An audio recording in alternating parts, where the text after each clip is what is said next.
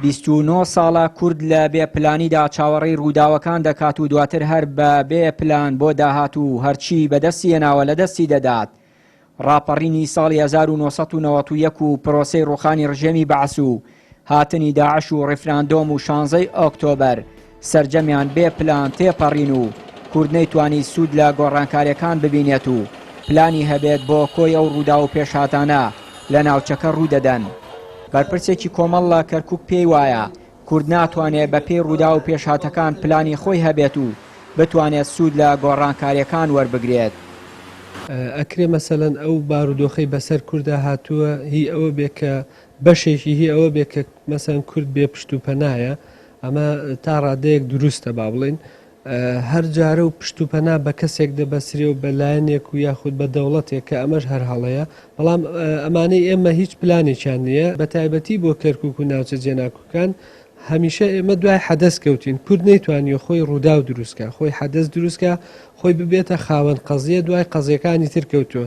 هەر کاتێکی تۆ دوای قەزیە بکەوی بە تاکید دوا ئەکەوی و بە تاکید ئەو ئامانجەی کە خۆت هەتە منەتەوەکەت هەیەی ئەو پێداویستیانەی کە خەڵک هەیەی ناتوانانی بگەی بە ئاماز، ناتوانانی بیپێشی. ئێستا کە پێشبینی دەکرێت جارێکی دیکە گۆڕانکاریەکانی عێراق و ناوچەکە دۆخێکی سیاسی و ئەمی لە ناوچەکە بێنێتە ئاراوە، کورد لە نێوخۆی ناکۆکە و چاوەڕێی پێشهات و ڕووداوەکانە.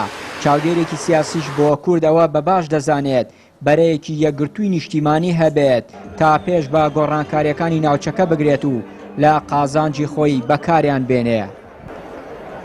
بەداخەوە گۆڕانکاریەکی استراتیژی قوڵ ڕیکردۆتە ناوچەکە. لاعبێکی سیاسی وەکو کازمی هاتووە زۆر شتی گۆڕیوە و زۆر شتیش دەگۆڕێ. کورد لە مووقفێکی زۆر لاوازدایە بە عام بەگشتی و خاستن بەرەو هەڵبژاردنەکان دەڕۆن. تەنیا حلول بەڕای من تەنیا حلول ئەوەیە کەوا تۆ هەم ئەو هەڵانە دووبارە نەکەیتەوە وان پلانتی شەبێ بۆ ئایندە بە بێپلانی شەڕەکان نەکەی یاریەکان نەکەی. ئەوەیە کورد ئەمڕۆ لەسەر ئاستی حزب هەمووی سوکە تەناسوول لێ بگا بۆ یەکتری جەبهەیەکی موحەدی کوردی بۆ ڕسمی سیاساتی کورد بەرامبەر بەغا لە ڕووی نەتەوەیەکەوە تەسیس بێ و ئەو جەبهەیە بەشێکی کەسانێک دابنێن وەکو هەم لیژنە و ئەم کەسی دابنێن بۆ مدیری تەختیتی استراتیژی و کە ڕوویا و ئەوەی هەبێ بۆ ئەو شتانی کە ئایندە دێتە ڕێی کورد. کورد لە بێپلانیدا دوای 14 ساڵە دەسەڵاتی ئیداری و ئەمی لە ناوچە جێناکۆکەکان لە 16 ئۆکتۆبەر سەرجەم دەستکەوتەکانی لەدەستدا.